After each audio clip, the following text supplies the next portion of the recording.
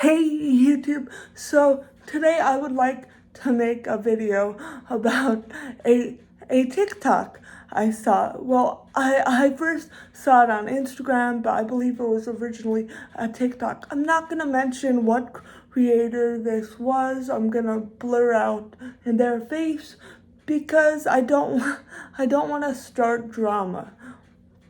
But I will show the TikTok.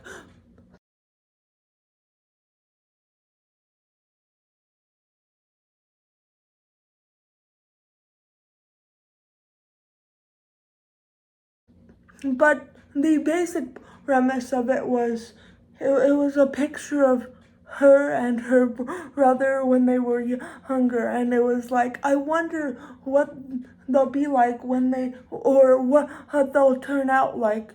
And it showed her brother, and it said gay, and then it showed her, and it said paralyzed. And this is kind of a continuation of my video on the politics of disabled influencers and how a lot of people will think they're being funny just by using their disability as a joke. I like disabled humor. I will laugh at that, but this was not funny. This was just basically saying, oh, like I had so much potential and now I'm paralyzed and my life is over.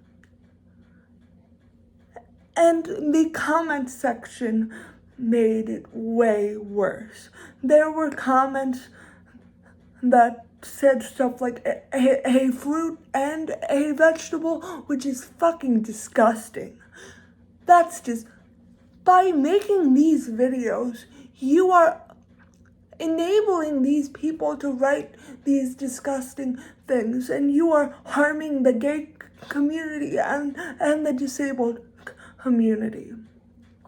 If you hate yourself so much, if you have that much internalized ableism, that is fine, but do not bleed all over the disabled community. Do not allow your self-hatred to hurt other disabled people. What does that say about people that are born disabled when you think that acquiring a disability means that's the end of your potential and is wasted potential and now your life is over? So do you think people that are born that with a similar level of mobility, do you think they are born with no potential? That is disgusting. There is no excuse for that. If you hate yourself that much, please, please, please go to therapy or get off the internet. This isn't just about you and how you cope with your situation when it's affecting other people, when you're making it public and allowing people to write disgusting comments and make fun of you. They're not laughing with you, they're laughing at you. And they're not only laughing at you, but they're laughing at your entire community. I know a lot of people are going to be like, Erica, you're so sensitive.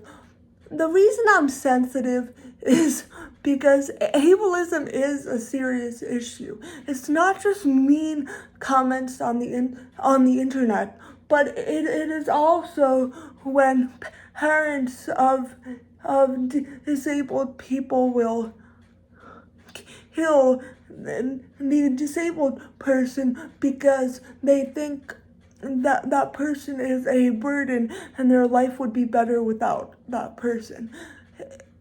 And so many news articles will sympathize with the parents and being like, oh, well, they had to deal with this situation. Like, their life was so hard.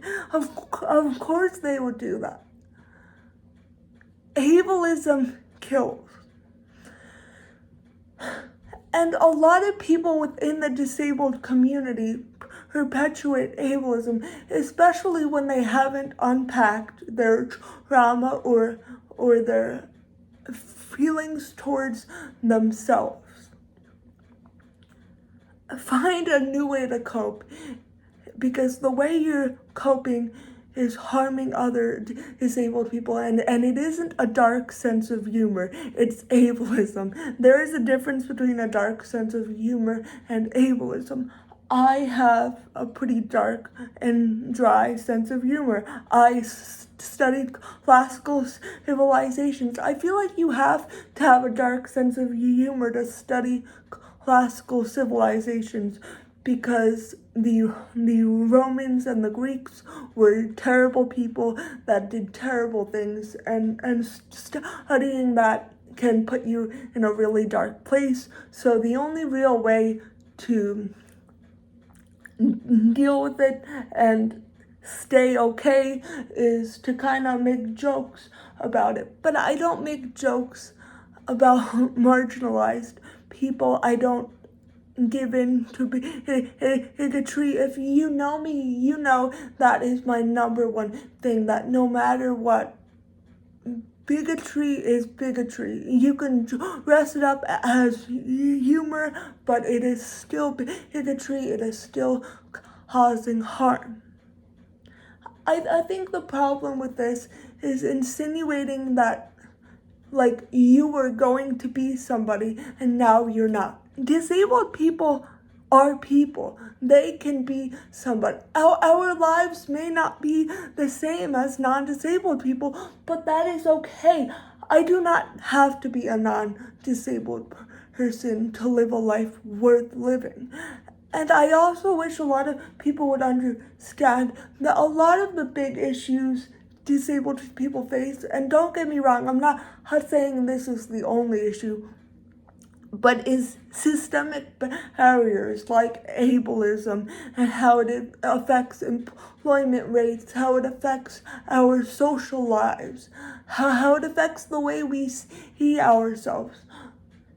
Ableism is a real issue facing the disabled community, and I really wish a lot of these disabled influencers would kind of take a step back and not make it all about themselves, but talk about issues facing the whole community, like institutionalization and the rates of abuse that disabled women face in romantic relationships, because those are real issues, and a lot of disabled influencers just kind of stay on the surface in order to get people to laugh at them.